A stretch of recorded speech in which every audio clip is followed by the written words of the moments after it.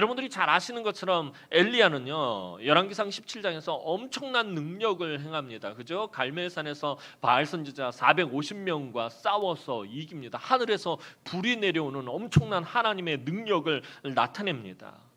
물에 흠뻑 젖은 제단을 하늘에서 불이 내려와서 다 살라버리고 태워버리고 바알 선지자 450명을 진멸합니다. 열왕기상 17장만 보면요, 막 진짜 몸에 소름이 돋는 것 같은 막 그런 정말 시원한 정말 대단한 그런 장면들이 등장합니다. 그런데 이 놀라운 사건 후에 전혀 예상치 못한 문제가 발생하는 것을 보게 됩니다. 이 소식을 들은 이세벨이 매우 분노하여 엘리야를 죽이겠다고 협박을 한 것이었습니다. 그런데 더 놀라운 것은 이때 엘리야의 모습입니다.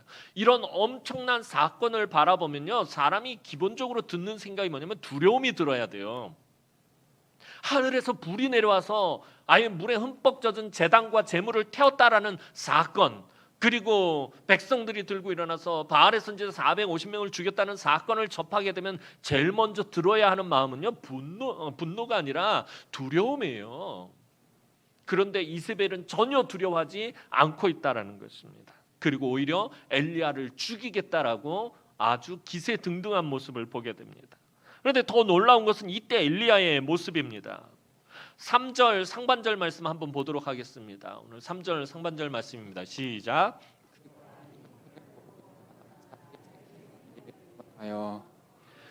그가 이 형편을 보고 일어나 자기 생명을 위하여 도망하여, 자기 생명을 위하여 도망했던 거예요. 목숨을 살리기 위해서 도망쳤다라는 것입니다. 이 형편을 보고 지금 돌아가는 성편 이세벨이 내일이라도 너를 죽이지 않으면 신들이 나에게 벌 위에 벌을 더하기를 원한다라고 말하는 이런 상황들을 바라보면서 생명을 위해서 도망을 쳤다라는 거예요.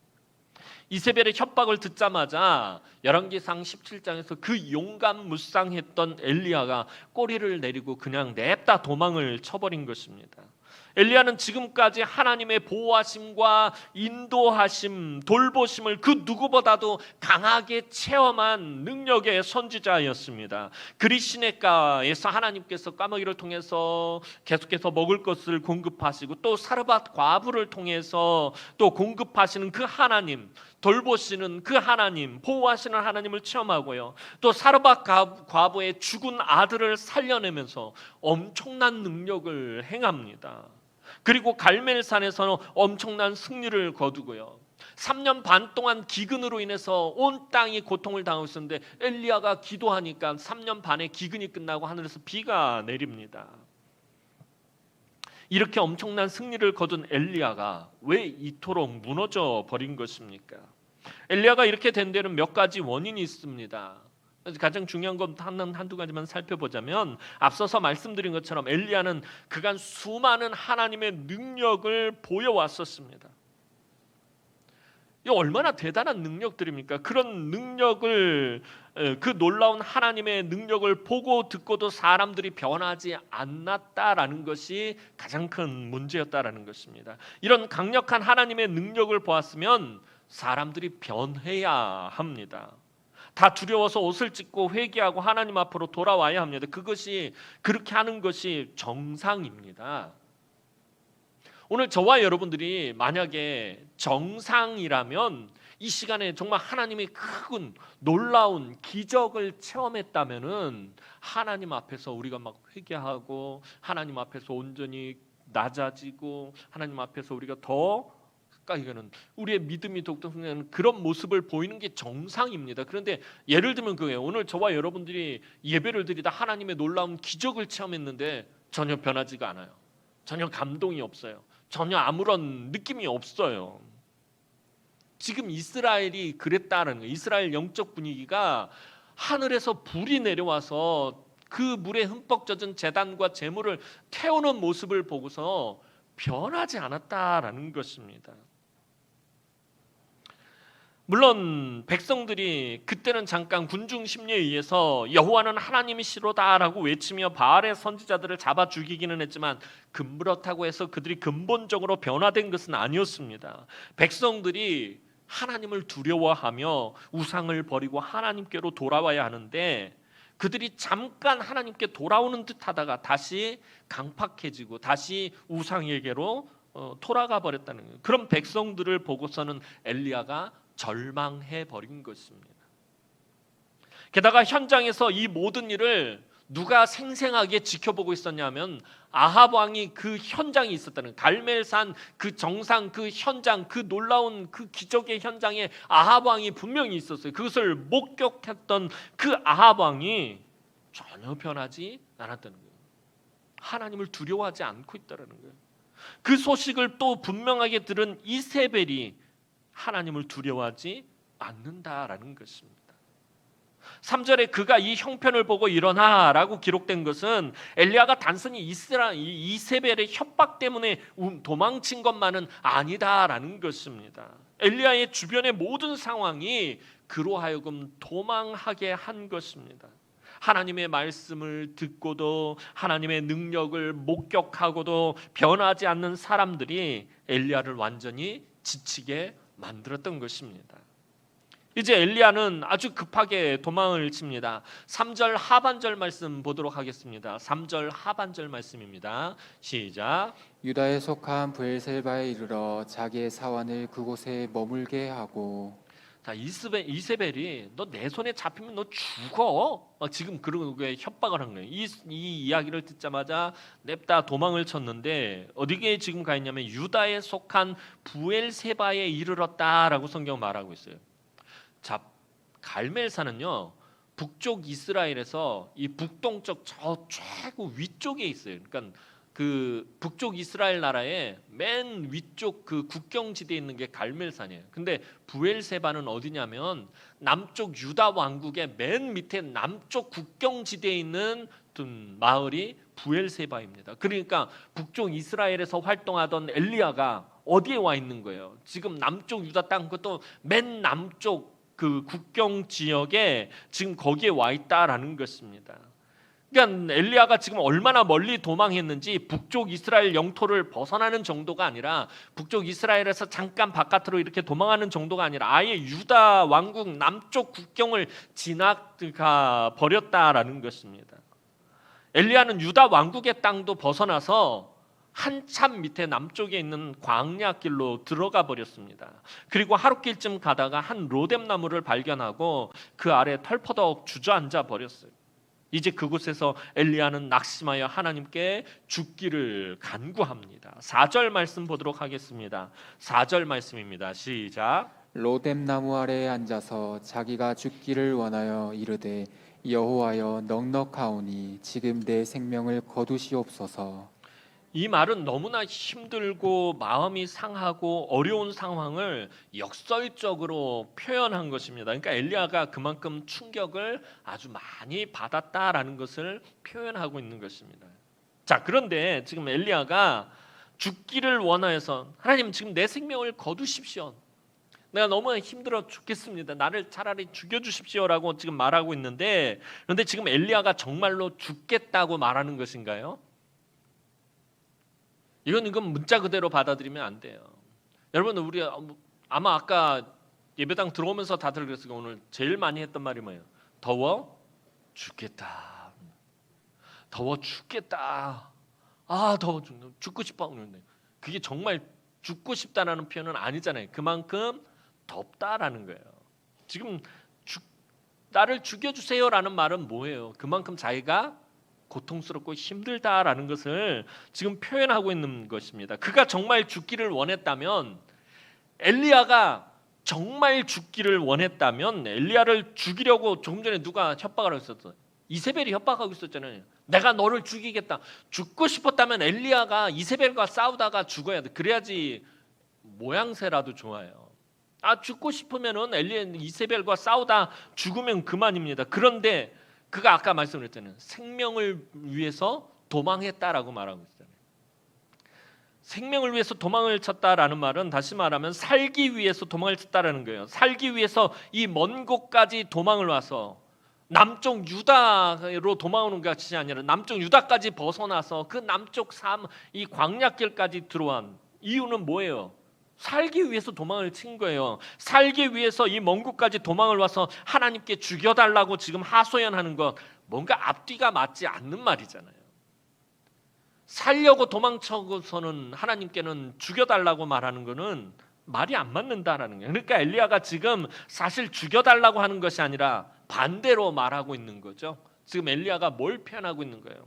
하나님, 나를 위로해 주십시오. 하나님, 나를 회복시켜 주십시오. 하나님, 나를 좀 도와주십시오라고 지금 역설적으로 그렇게 표현하고 있는 것입니다. 그렇게 지칠 대로 지친 엘리야가 이제 로뎀나무 아래서 잠이 들었습니다. 너무나 고통스러워서 죽여달라고 투정하는 엘리야의 말에 어찌된 일인지 그 어떤 대답도 하나님이 하지 않으십니다. 그리고 투정하는 엘리야의 그 말을 잠잠히 들으시던 하나님이 이제 조용히 움직이기 시작합니다. 하나님 먼저 천사를 보내셔요. 그 천사를 보내서 고나게 잠이 든 엘리야를 어루만져 주십니다. 엘리야가 깰까봐 살며시 어루만지던 이 천사는 지치고 고단한 엘리야에게 떡과 물을 공급합니다. 근데 엘리야가 얼마나 지치고 탈진했던지 오늘 천사가 와서 어루만지고 떡과 물을 공급했어도 엘리야가 회복이 되지 않는 모습을 보게 됩니다. 6절 하반절 말씀 보도록 하겠습니다. 6절 하반절 말씀 자막을 보세요. 시작. 이에 먹고 마시고 다시 누웠더니 자, 천사가 와가지고 숯불에 구운 떡과 시원한 생수를 공급을 했어요. 그것을 먹고서도 어떻게 해요? 먹고 마시고 다시 누웠더니, 먹고 힘을 얻어 일어났다라고 말하지 않고 다시 누웠다라고 표현하고 있어요. 성경은. 그러니까 엘리야가 굉장히 지친 거죠. 여러분 한번 생각해 보시기 바랍니다. 여러분들이 너무 지치고 탈진해 있는데 천사가 왔어요. 천사가 와서 여러분들을 어루만져줘요. 천사가 와서 여러분들을 막 주물러주고 안마도 해주고 그리고 음식을 공급해줘요. 이러면 웬만하면 회복이 되지 않겠어요? 딴 건 관두고 음식은 관두고 천사가 와서 어루만진다는 것 자체가요 엄청난 일입니다. 그런데도 엘리야가 회복이 되지 않습니다. 너무나 큰 절망감과 낙심함으로 인해서 그 큰 하나님의 선지자, 능력의 선지자 엘리야가 넘어져서 지금 일어나지 못하고 있다라는 것입니다. 자, 그러자 그토록 지친 엘리야를 위해서 이제 하나님께서 어떻게 하십니까? 하나님이 직접 움직이십니다. 오늘 본문을 보면 처음에는 천사라고 표현을 하고요. 그 다음에는 뭐라고 표현을 하냐면은 여호와의 천사라고 그렇게 말하고 있어요. 그러니까 앞에 천사와 뒤에 여호와의 천사는 다른 거예요. 앞에 천사는 하나님이 부리시는 종의 천사들을 말하는 거고요. 여호와의 천사라는 말은요, 하나님의 임재하심을 나타내는 거예요. 하나님이 그곳에 직접 나타나셨음을 의미하는 것입니다. 하나님이 엘리야에게 직접 나타나서 그를 위로하셨다라는 것입니다. 하나님 아주 인자하고 다정한 음성으로 엘리야에게 아주 조용하게 말씀하십니다. 그것이 7절 하반절 말씀입니다. 자막을 봐주시기 바랍니다. 7절 하반절 말씀 시작. 일어나서 먹으라. 내 갈 길을 다 가지 못할까 하노라. 처음에도 천사를 보내서 음식을 공급하고요. 또 이번에는 하나님이 직접 오셔서 또 음식을 공급하고 계셔요. 일어나서 먹어라. 네가 갈 길을 다 가지 못할까. 네가 가다가 지쳐서 쓰러질까 걱정이 되는구나. 빨리 먹어라 라고 하나님이 말씀하셔요. 음식을 공급하시며 하나님은 엘리야를 지금 어디론가 보내시려고 하신다라는 것입니다. 근데 한 가지 이상한 게 있잖아요. 지금 지치고 탈진해서 쓰러진 엘리야, 우리 생각대로라면 바로 거기서 하나님께서 치유하시고 바로 거기서 하나님께서 회복시키시고 거기서 하나님께서 힘 주시고 거기서 하나님께서 능력을 주시고 거기서 하나님께서 새로운 사명을 주셔야 할 것 같은데 하나님 거기서 그렇게 하지 않으신다는 거예요. 네가 어디를 가야 되는데 지금 먹지 않으면 가다가 지칠 것, 또 지쳐서 쓰러지게 될 것이다. 그러니까 잘 먹고 내가 지시하는 곳으로 가라라고 하나님 말씀하고 계신다라는 것입니다.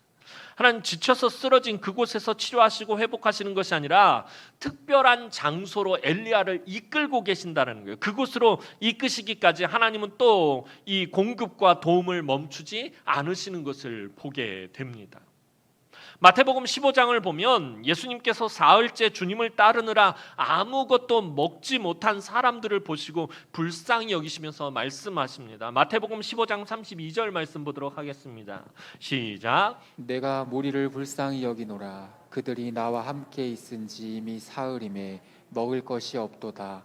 길에서 기진할까 하여 굶겨 보내지 못하겠노라. 주님의 그 말씀을 듣기 위해 많은 무리들이 몰려왔는데 지금 사흘째 같이 있었어요.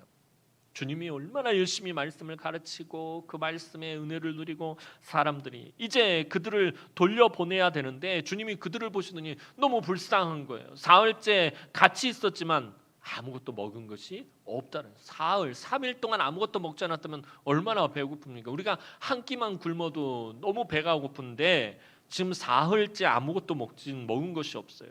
돌아가다가 이 무리들이 기진할까봐, 쓰러질까봐 굶겨 보내지 못하겠다라고 주님이 말씀하세요. 마음이 너무 아프신 거예요. 내가 도저히 이 사람들을 굶겨서 보내지 못하겠다.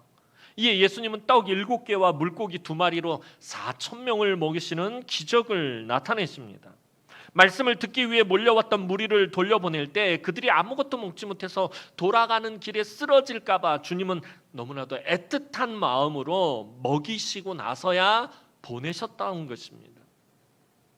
구약 성경이든 신약 성경이든 굶주리고 지친 자기 백성을 향한 하나님의 사랑은 항상 이렇게 애절하기만 하다라는 것입니다. 지친 사람, 굶주린 사람, 고단한 사람, 고난 가운데 있는 사람, 또 마음이 상한 사람, 또 육신의 질병으로 아픔 가운데 있는 사람들을 하나님 바라보실 때 이런 심정으로 바라보신다라는 거예요. 그냥 보질 못하겠다. 마음이 너무 아파하신다는 거예요. 몇천 년 전 구약 시대이든지 신약 시대이든지 지치고 고단하고 굶주린 자기 백성을 향한 하나님의 사랑은 이렇게 애절하다라는 것입니다. 엘리야는 하나님의 위로로 이제 힘을 얻은 뒤에 40주 40야의 길을 걸어갑니다. 그러고 나서 도착한 곳이 8절 말씀을 보면 바로 호렙산입니다. 엘리야가 호렙산에 도착했을 때 사실 엘리야는 아무것도 가지고 있지 못했습니다. 엘리야는 모든 것을 다 잃었습니다. 갈멜산에서 승리를 거둔 것 같지만 사실 열왕기상 18장의 엘리야의 모습을 보면 엘리야에게 남은 것은 승리가 아니라 패배예요. 패배자의 모습이었어요. 모든 것을 다 잃었어요. 그 능력의 선지자로서의 그 유명한 그 명성도 잃었고요. 그가 사역에 대한 모든 것도 잃었고요. 의지도 잃어버렸고요. 의욕도 없어져 버렸고요. 아무것도 지금 엘리야에게 남은 것이 없습니다. 그저 빈손 들고 고단하고 지친 육신으로 하나님의 산에 이르렀다라는 거예요. 지칠 대로 지쳐서 쓰러져 있다가 이제 위로를 얻은 엘리야가 가야 할 방향은 하나님의 산 호렙이었다라는 거예요. 지쳐서 쓰러진 로뎀나무 아래에 있는 엘리야를 하나님께서 그곳에서 위로하시고 그곳에서 회복시키시고 그곳에서 힘을 주신 것이 아니라 그곳에서 잠시 어루만지시고 먹을 것을 공급하시고 그로 하여금 갈 곳을 다른 곳으로 정하시고 그곳으로 이끄셨다라는 것입니다. 그러니까 엘리야가 회복돼야 할 장소는 따로 정해져 있었다라는 거예요. 엘리야가 다시 힘을 얻고 다시 충전해야 될 장소가 따로 정해져 있었다는 거예요. 엘리야가 새로운 사명을 받아야 될 곳은 따로 있었다라는 것입니다. 호렙산, 하나님께서 엘리야를 보내신 그럼 그 호렙산, 엘리야를 회복시키시고 엘리야에게 새로운 사명을 주시려고 보내셨던 그 호렙산이 어떤 곳이냐라는 것이에요. 호렙산은 신의 산이라고도 불리는 장소입니다. 자, 신의 산과 호렙산은 같은 곳이에요. 이스라엘이 하나님의 백성으로 언약을 맺은 곳입니다. 이스라엘 백성들이 애굽에서 모세의 인도로 탈출한 다음에 그들이 제일 먼저 간 곳이 이 시내산이 호렙산에 가서 그곳에서 하나님과 언약을 맺어요. 나는 너희의 하나님이 되고 너희는 나의 백성이 되리라 라고 하나님이 언약을 맺으시고요. 그들에게 직접 말씀을 주세요. 세상 어느 민족도 받지 못한 하나님의 말씀을 직접 주시고요. 하나님의 백성으로서 어떻게 살아가야 할지 결정이 된 곳이에요. 그러니까 이스라엘의 정체성이 확립된 곳이 바로 이 호렙산입니다. 이곳에서 하나님은 백성들에게 하나님을 만나는 법을 가르쳐 주셔요. 하나님께 예배하는 법을 가르쳐 주셔요. 하나님을 섬기는 법을 가르쳐 주셔요. 이제 약속의 땅에 들어가서 그들이 어떻게 살아야 할지에 대해서 다 가르쳐 주셨던 장소가 어디예요? 호렙산이었어요. 그곳으로 하나님은 엘리야를 보내셨던 것입니다. 그런데 사실 지금 호렙산에 도착한 엘리야 아직 완전히 회복되지 않았습니다. 그런데 하나님께서 그를 호렙산으로 보내신 것은 이제 엘리야가 어떻게 새롭게 출발해야 할 것인가를 알려주기 위해서였습니다. 그리고 그 새로운 출발점은 이스라엘이 하나님의 영광을 보며 그의 백성으로 언약을 맺은 곳 바로 하나님의 산 호렙이었습니다. 이것은 우리의 신앙이 삶의 연단과 고통과 고난과 어려움으로 깎여나가고 절망의 구렁텅이에 빠지게 될 때, 또 여러분들이 지치고 고단하고 곤고하며 삶의 여러 가지 힘겨운 일로 여러분들이 탈진할 때 그곳에서 벗어나는 길이 무엇인지 우리에게 분명히 알려주고 있는 것입니다. 그것이 무엇입니까?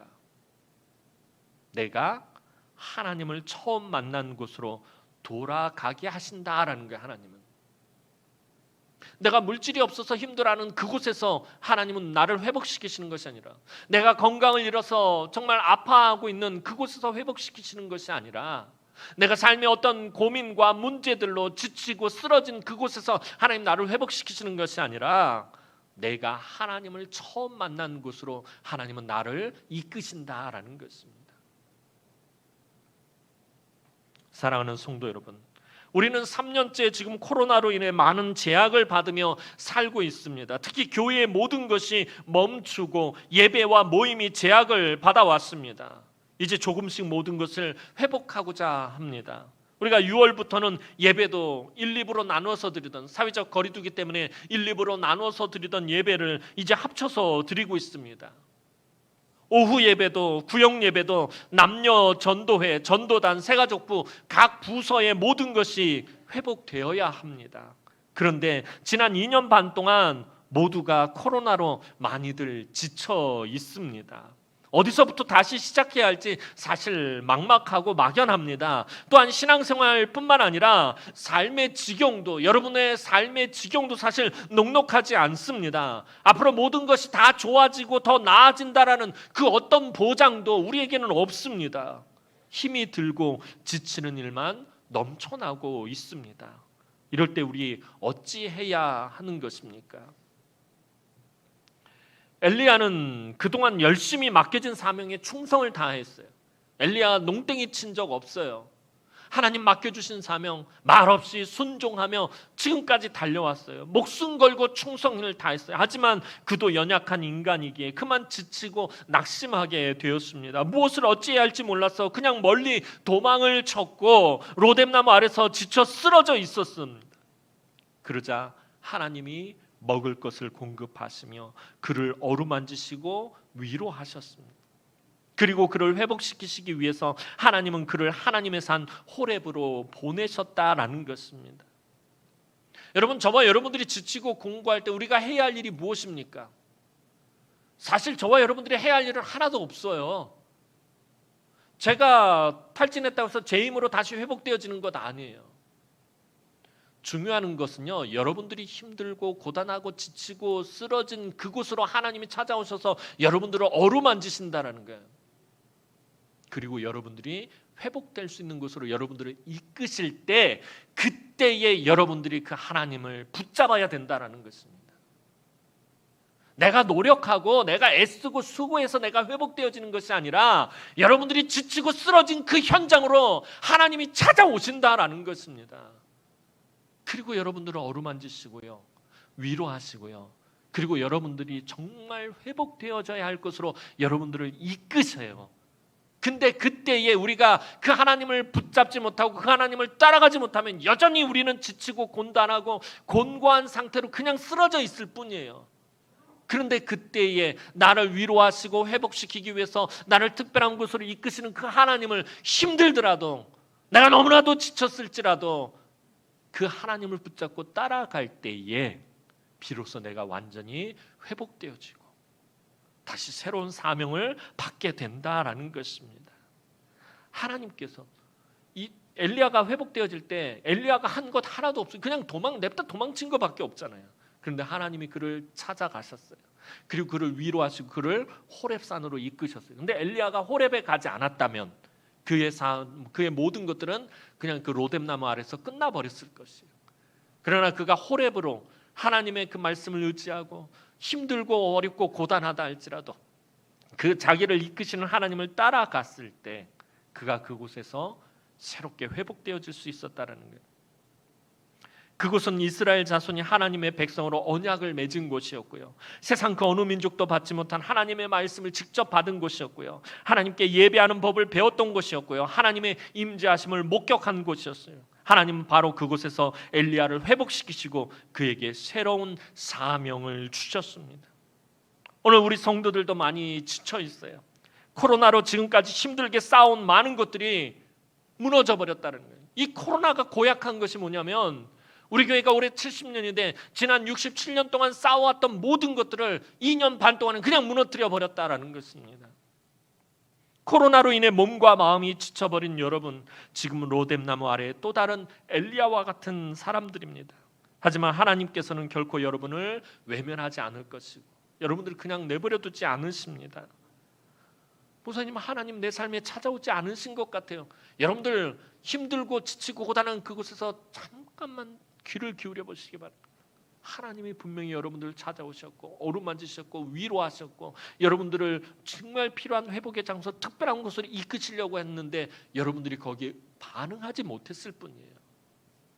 여러분들이 힘들고 지치고 고단하고 상처받은 그곳에 하나님은 분명히 찾아오셨다라는 것입니다. 외면하지 않으십니다. 하나님께서는 여러분을 하나님의 산으로 인도하시고 하나님의 세미한 소리를 들려주시기 위해 로뎀나무 아래까지 이끄셨던 것입니다. 그리고 결국에는 모든 것을 새롭게 회복시키실 것입니다. 오늘 우리가 겪고 있는 모든 연단의 시간을 통해 도리어 하나님의 위로의 음성을 듣고 새 힘을 얻으며 새로운 사명을 받는 계기로 삼았으면 좋겠습니다. 여러분이 새롭게 회복되길 원하신다면 우리를 위로하시고 응답하시는 예배의 자리, 기도의 자리에서 다시금 시작하시기 바랍니다. 하나님이 부르시는 곳에서 다시 일어나시기 바랍니다. 우리 남은교회가 이제 포스트 코로나 시대를 맞이해서 코로나가 끝난 그 다음 시대를 맞이해서 우리가 회복되어지고 새로운 사명을 받고 다시 걸어가야 할 그 출발점이 어디입니까? 예배의 자리, 기도의 자리인 것입니다. 하나님이 여러분들을 말씀이 선포되어지는 예배의 자리로 이끌고 여러분들을 통해서 입술로 부르짖는 기도의 자리로 이끄실 때 여러분들 부르신 그곳에서 다시 일어나시기 바랍니다. 그때의 진정한 회복의 역사가 우리 가운데 불같이 일어나게 된다라는 것입니다. 그곳에서 하나님은 여러분을 회복시키실 것입니다. 여러분들 예배의 자리로 나오는데 더 열심을 내시기 바라고요. 기도의 자리로 나오시는데 더 힘을 내시기 바랍니다. 오늘도 우리 성도들이 엘리야를 위로하시고 회복의 길로 이끄셨던 하나님을 붙잡고 이 험한 세상으로 나아갈 때 하나님의 그 놀라우신 은혜와 회복의 역사가 날마다 여러분들의 삶 가운데서 충만하게 나타나기를 주님의 이름으로 축원합니다. 기도드리겠습니다. 사랑과 은혜가 많으신 아버지 하나님, 은혜와 사랑을 진심으로 감사를 드립니다. 오늘도 아버지 하나님 앞에 나온 사랑하는 주의 귀한 성도들, 하나님 참 힘들고 어려운 시대를 살아가고 있습니다. 지치고 고단하고 매일같이 하나님 낙심할 것밖에 없는 이 상황 속에서, 이 험악한 세상 속에서 살아가는 우리 성도들, 우리 하나님 늘 찾아가시고 그들을 위로하시고 어루만지시고 저들에게 공급하시고 저들이 본질적으로 회복되어져야 할 곳으로 하나님 이끄시고 인도하심으로 인해서 우리 성도들 하나님 부르신 그곳에서 하나님 새롭게 회복되어지고 또 새로운 사명을 받으며 이 포스트 코로나 시대를 맞이하는 우리 남흥의 모든 권속들이 되게 하여 주옵소서. 감사드렸고 예수님의 이름으로 기도하옵나이다. 아멘.